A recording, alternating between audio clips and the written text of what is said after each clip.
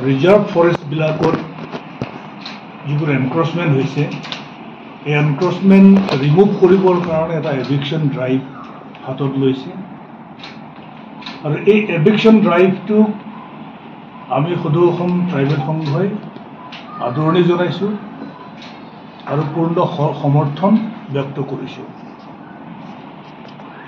এই এভিকশ্যন হ'ব লাগে আৰু সংৰক্ষিত বনাঞ্চলত যিবোৰ অবৈধ বেদখল হৈছে বেদখল মুক্ত কৰিব লাগে আৰু একেখিনি সময়ত অসম ভূমি আৰু ৰাজহ আইন 1886 দশম অধ্যায়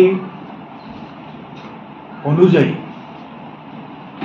অসমত 47টা ট্ৰাইবেল বেল্টছ এণ্ড ব্লক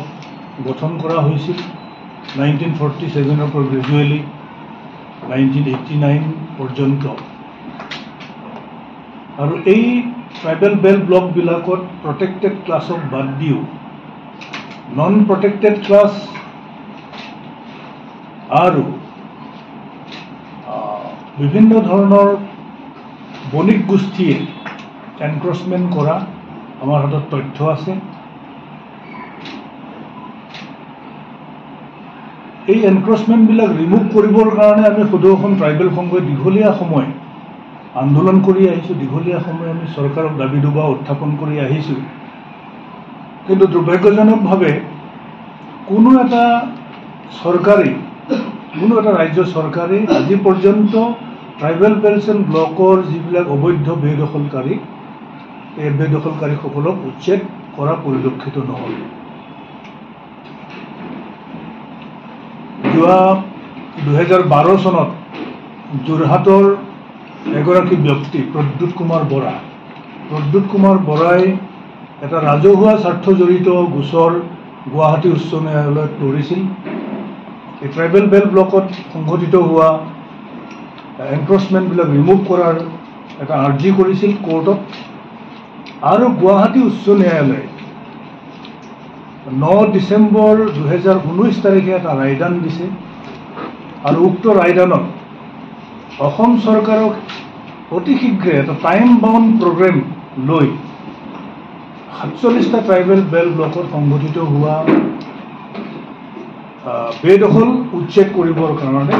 খুব কাৰা নিৰ্দেশ দিছে আৰু এই নিৰ্দেশ পালন নকৰিলে উপায়ুক্তসকলৰ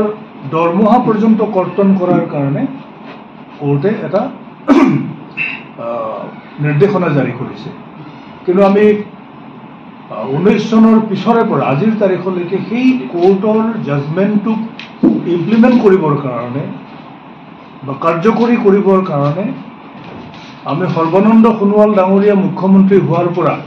বৰ্তমানৰ মুখ্যমন্ত্ৰী ডক্টৰ হিমন্ত বিশ্ব শৰ্মা ডাঙৰীয়ালৈকে আমি কেইবাবাৰো স্মাৰক পত্ৰৰ জৰিয়তে আমি দাবী জনালোঁ, আলোচনাটো মিলিত হ'লোঁ, কিন্তু আজিৰ তাৰিখলৈকে কোনো ধৰণৰ এভিকশ্যনৰ কাৰণে কোনো পদক্ষেপ গ্ৰহণ নকৰিলে।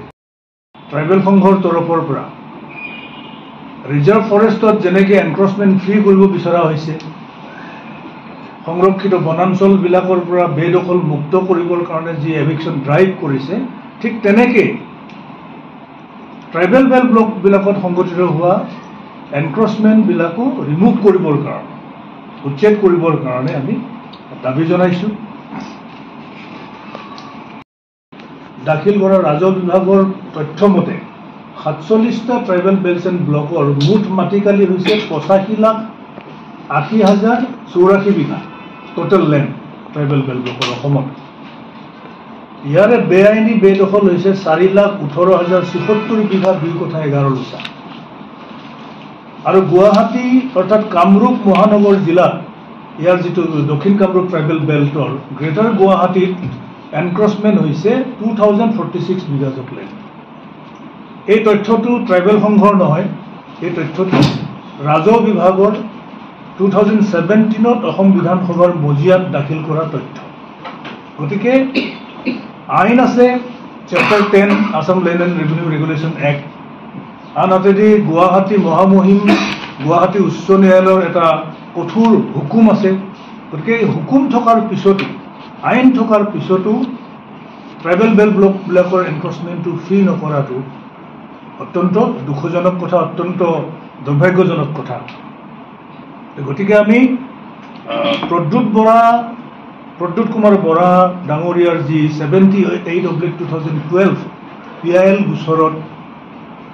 উচ্চ ন্যায়ালয়ে যি ৰায়দান কৰিলে, সেই ৰায়দানক মান্যতা দি অসম চৰকাৰে ফৰেষ্টত যেনেকৈ এভিকশ্যন ড্ৰাইভ কৰিছে, ঠিক তেনেকৈ এটা ট্ৰাইবেল বেল ব্লকবিলাকতো এভিকশ্যন ড্ৰাইভ কৰিবৰ কাৰণে আজি আমি চৰকাৰক আহ্বান জনাইছোঁ।